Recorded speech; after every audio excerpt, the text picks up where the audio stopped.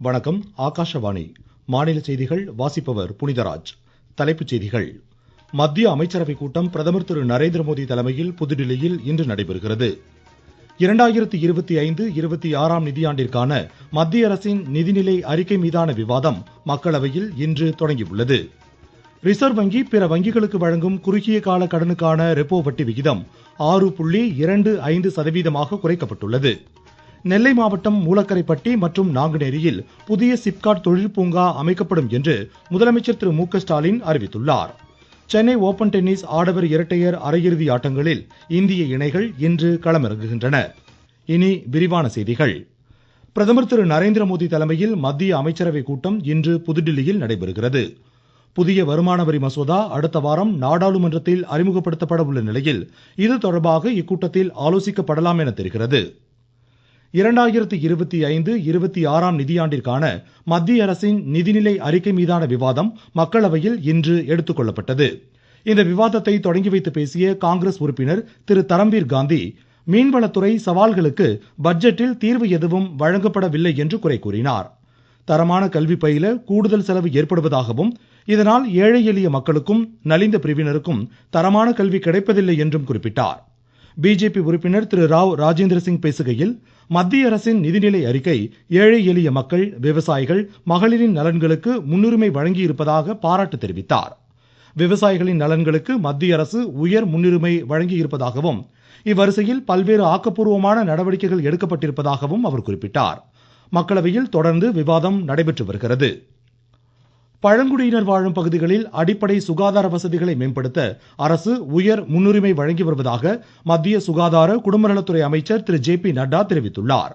மக்களவையில் கேள்விகளுக்கு இன்று பதிலளித்த அவர், மாநிலங்கள் மற்றும் யூனியன் பிரதேச அரசுகளின் ஆதரவுடன் அனைத்து குடிமக்களும், குறிப்பாக பழங்குடியின மக்களுக்கு தரமான மருத்துவ வசதிகள் கிடைப்பது உறுதி செய்யப்படும் என்றார். முன்னதாக துணை கேள்விகளுக்கு பதிலளித்த இத்துறைக்கான இணையமைச்சர் திருமதி அனுப்பிரியா பட்டேல், உலக அளவில் கடந்த 30 ஆண்டுகளில் மகப்பேறு இறப்பு விகிதம் 42% குறைந்துள்ளதாகவும் இதில் இந்தியாவில் மட்டும் 83% மகப்பேறு மரணங்கள் குறைந்துள்ளதாகவும் குறிப்பிட்டார்.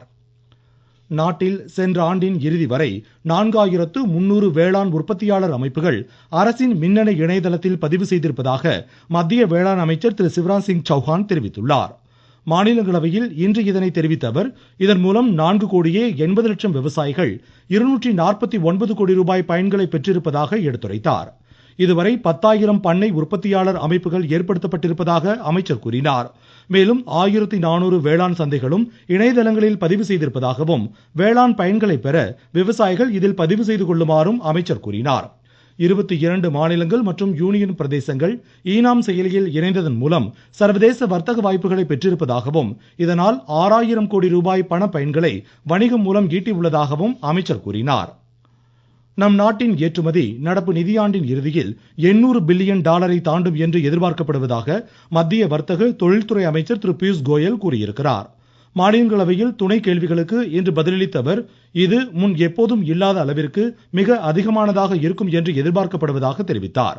நம் நாட்டின் சர்வதேச வர்த்தகம் விரிவடைந்திருப்பதோடு சேவை மற்றும் வணிக பிரிவுகளின் ஏற்றுமதிகள் வலுவாக இருப்பதே இந்த உயர்விற்கு காரணம் என்றும் அமைச்சர் கூறினார். தொடர்ந்து பேசிய அவர், வைர தொழிற்சாலைகள் தரத்தை பராமரிக்கும் வகையிலான நெறிமுறைகளை மேற்கொள்வதன் அவசியத்தை வலியுறுத்தினார். கடந்த 4 ஆண்டுகளில் வைர ஏற்றுமதி பல்வேறு காரணங்களால் குறைந்திருப்பதை அவர் சுட்டிக்காட்டினார்.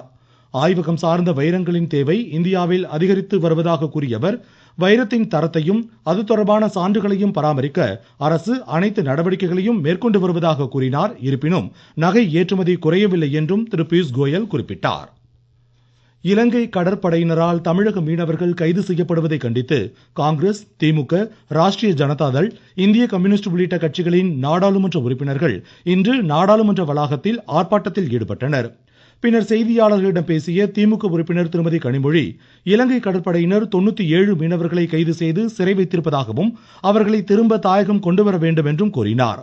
மக்களவையிலும் கேள்வி நேரத்திற்கு பின்னர் இப்பிரச்சனையை அவர் எழுப்பினார்.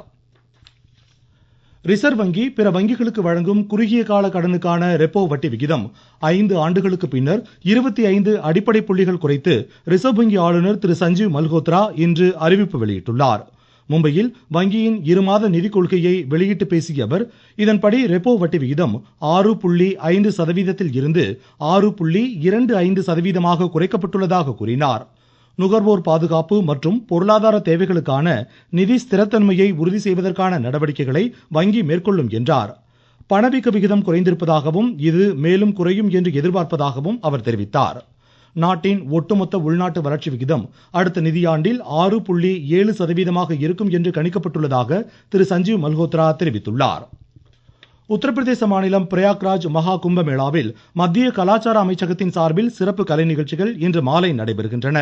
நாடு முழுவதிலும் இருந்து இசை, நடனம் மற்றும் கலை வல்லுநர்கள் இதில் பங்கேற்று தங்களது திறமைகளை வெளிப்படுத்த உள்ளனர். பிரபல பின்னணி பாடகர்கள் ஹரிகரன், கவிதா கிருஷ்ணமூர்த்தி ஆகியோரின் இசை நிகழ்ச்சிகளோடு ஒடிசி நடன கலைஞர் சோனல் மான்சிங்கின் நடனமும் இடம்பெறுகிறது. டெல்லி சட்டப்பேரவை தேர்தல் வாக்கு எண்ணிக்கை நாளை நடைபெறுவதற்கான அனைத்து ஏற்பாடுகளும் தயார் நிலையில் உள்ளன. காலை 8 மணிக்கு வாக்கு எண்ணிக்கை தொடங்க உள்ள நிலையில் முடிவுகள் நண்பகல் வாக்கில் தெரியவரும். தபால் வாக்குகள் முதலில் எண்ணப்படும். ஈரோடு கிழக்கு சட்டப்பேரவை தொகுதி இடைத்தேர்தல் வாக்கு எண்ணிக்கை நடைபெறும் சித்தோடு அரசு பொறியியல் கல்லூரியில் கண்காணிப்பு தீவிரப்படுத்தப்பட்டுள்ளதாக எமது செய்தியாளர் தெரிவிக்கிறார்.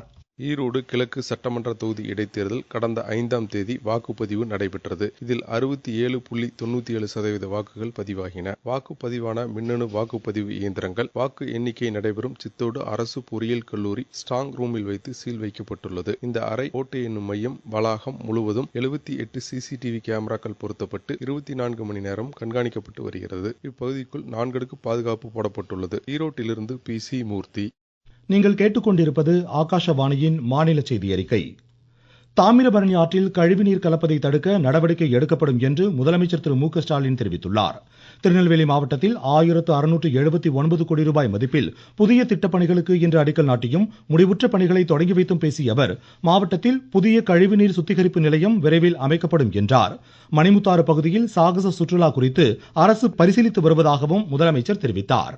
நெல்லை மாவட்டத்தில் மூலக்கரைப்பட்டி மற்றும் நாங்குநேரியில் புதிய சிப்காட் பூங்கா உள்ளிட்ட புதிய அறிவிப்புகளையும் முதலமைச்சர் வெளியிட்டார். நாங்குநேரி வட்டம் மருங்கால்குறிச்சி மற்றும் திருவரமங்கபுரம் கிராமங்கள்ல 2291 ஏக்கர் பரப்பளவுல புதிய சிப்காட் தொழிற்பூங்கா அமைக்கப்படும். திருநெல்வேலி மாநகரத்துல மதுரை குமரி சாலையில பாளையங்கோட்டை பேருந்து நிலையம் மற்றும் எம்ஜிஆர் பேருந்து நிலையம் உடைய உளவணிகர் புறத்துல இருக்கக்கூடிய ரயில்வே களவு பாதைக்கு மாற்றா புதிய ஒய் வடிவு ரயில்வே மேம்பாலம் 120 கோடி ரூபாய் மதிப்பீட்டில் அமைக்கப்படும். 12ஆம் வகுப்பு பொதுத் தேர்வு எழுதும் மாணாக்கருக்கான செய்முறை தேர்வுகள் தமிழகம் முழுவதும் இன்று தொடங்கின. சென்னை சைதாப்பேட்டை அரசு மாதிரி மற்றும் தகைசால் பள்ளி தேர்வு கூடத்தை மாநில பள்ளிக்கல்வித்துறை அமைச்சர் திரு அன்பில் மகேஷ் பொய்யாமொழி இன்று பார்வையிட்டார். பெண்களுக்கு எதிரான குற்றங்களில் ஈடுபடுவோர் மீது கடும் நடவடிக்கை எடுக்கப்படுவதை அரசு உறுதி செய்ய வேண்டும் என்று அஇஅதிமுக பொதுச் செயலர் திரு எடப்பாடி கே பழனிசாமி வலியுறுத்தியுள்ளார். திருச்சி மாவட்டத்தில் பிற்படுத்தப்பட்டோர், மிகவும் பிற்படுத்தப்பட்டோர், சீர் மரபினர் மாணாக்கருக்கான பிரதமரின் இளம் சாதனையாளர் உதவித்தொகை பெற தகுதியுடையவர்கள் விண்ணப்பிக்கலாம் என்று ஆட்சித்தலைவர் திரு மா பிரதீப்குமார் தெரிவித்துள்ளார். அரசு மற்றும் அரசு உதவி பெறும் கலை மற்றும் அறிவியல் கல்லூரிகளில் 3 ஆண்டு இளங்கலை பட்டப்படிப்பு பயிலும் மாணவ மாணவியருக்கு எந்தவித வருமான வரம்பு நிபந்தனையும் இன்றி கல்வி உதவித்தொகை வழங்கப்படுகிறது. முதுகலை, பாலிடெக்னிக், தொழிற்படிப்பு போன்ற பிற படிப்பு அரசு ஒதுக்கீட்டின் கீழ் பயிலும் மாணவ மாணவியருக்கு பெற்றோரது ஆண்டு வருமானம் 2,50,000க்கும் மிகாமல் இருத்தல் வேண்டும். இந்த விண்ணப்பம் சமர்ப்பிக்க வேண்டிய கடைசி நாள் 28/2/2025 ஆகும். கிருஷ்ணகிரி மாவட்டத்தில் மத்திய அரசின் நடமாடும் மருத்துவ வாகனம் திட்டத்தின் கீழ் மலைவாழ் மக்களுக்கு மருத்துவ சிகிச்சைகள் வழங்கப்பட்டு வருகிறது. இதுகுறித்து எமது செய்தியாளர். மொபைல் மருத்துவ வாகனத்தின் மூலம் மாவட்டத்தில் உள்ள 333 ஊராட்சிகளில் வயதானவர்கள், மலைவாழ் மக்களின் இருப்பிடத்திற்கு ஒரு மருத்துவர், ஒரு செவிலியர், ஒரு மருந்தாளுநர் உடன் சென்று முகாமிடுகின்றனர். அங்கு இரத்த பரிசோதனைகள், இதயம் செயல்பாடு, காய்ச்சல், கர்ப்பிணிகளுக்கு அவசர சிகிச்சைகள் போன்ற சிகிச்சைகள் வழங்கப்படுவதுடன் மேல் சிகிச்சைகளுக்கும் பரிந்துரை செய்யப்படுகிறது. இந்த வாகனம் தங்களுக்கு மிகவும் பயனுள்ளதாக உள்ளது என்று பயனாளிகள் தெரிவித்தனர். சென்னை ஓபன் டென்னிஸ் போட்டியின் ஆடவர் இரட்டையர் அரையிறுதியில் இந்தியாவின் ராம்குமார் ராமநாதன், சாகேத் மைனேனி இணை தைவான், ஆஸ்திரேலிய இணையை இன்று எதிர்கொள்கிறது. மற்றொரு அரையிறுதியில் இந்தியாவின் ஜீவன் நெடுஞ்செழியன், விஜய் சுந்தர் பிரசாந்த் இணை ஜப்பான் இணையுடன் மோதுகிறது. மீண்டும் தலைப்புச் செய்திகள். மத்திய அமைச்சரவை கூட்டம் பிரதமர் திரு நரேந்திர மோடி தலைமையில் புதுடில்லியில் இன்று நடைபெறுகிறது. 2025-26 நிதியாண்டிற்கான மத்திய அரசின் நிதிநிலை அறிக்கை மீதான விவாதம் மக்களவையில் இன்று தொடங்கியுள்ளது. ரிசர்வ் வங்கி பிற வங்கிகளுக்கு வழங்கும் குறுகிய கால கடனுக்கான ரெப்போ வட்டி விகிதம் 6.25% குறைக்கப்பட்டுள்ளது. நெல்லை மாவட்டம் மூலக்கரைப்பட்டி மற்றும் நாங்குநேரியில் புதிய சிப்காட் தொழிற்பூங்கா அமைக்கப்படும் என்று முதலமைச்சர் திரு மு க ஸ்டாலின் அறிவித்துள்ளார். சென்னை ஓபன் டென்னிஸ் ஆடவர் இரட்டையர் அரையிறுதி ஆட்டங்களில் இந்திய இணைகள் இன்று களமிறங்குகின்றன. இத்துடன் இந்த செய்தி அறிக்கை முடிவடைந்தது.